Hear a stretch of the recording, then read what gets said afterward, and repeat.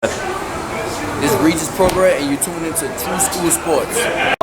You held the pads from, so like, what's his punching power like? Because he says that there's a misconception about his punching power, like, because people say he's a soft puncher, but he says he's actually a pretty hard puncher, but he doesn't sit down on the shots.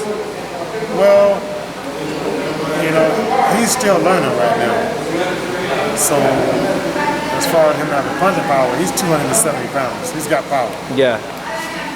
It's just perfecting that technique to get those hard shots each time.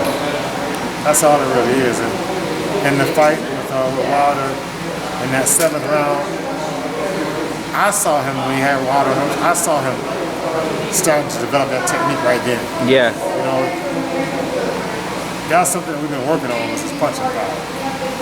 So at that time, he was just starting to get it. And I thought it was a great stoppage by Mark Breland, because I'm thinking that Mark Breland saw the same thing, that this is what was about to happen.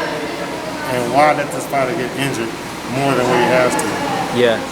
And so in that fight, Tyson, at that particular time, he was just starting to get his punching power and rhythm and his timing and stuff. And that's something that we got to continue to work on. Yeah, that's the sense I got too. Like it really seems like as the fight wore on, the right hands became more compact and sharper. It's called practice. Yeah.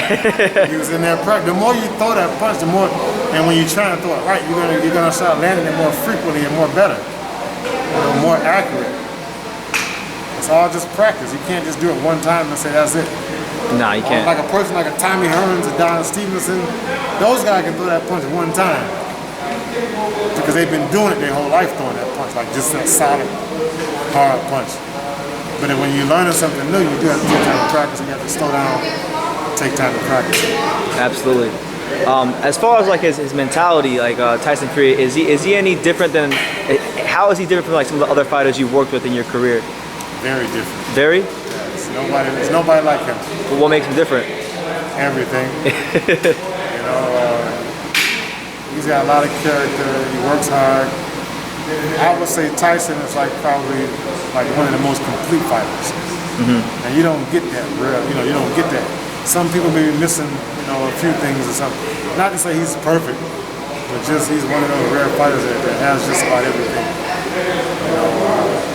Very well balanced. That's inside the ring, boxing, that's his interviews, his savviness, his response, his wits, the way he carries himself about, and people and things like that. I mean, you don't see that much in boxing where the fighters can show their emotion. Yeah. And he's one of those guys that will show his emotions and not afraid to. Yeah, he's able to kind of just be his authentic self at all times. And it's hard for people to do that, and for people to see them in their vulnerable stages of their life. And he's not afraid of that. So that brings a lot of hope and a lot of positive energy towards people who have problems like him or may have problems different than him, but they can quote to it and understand it because they're seeing it from somebody like him and knowing that he's human too. And for them to be able to say, hey, if he can do it, I can do it. Hey, what's going on? It's your boy BT. We're at the Davy Powell, and you're watching True School Sports.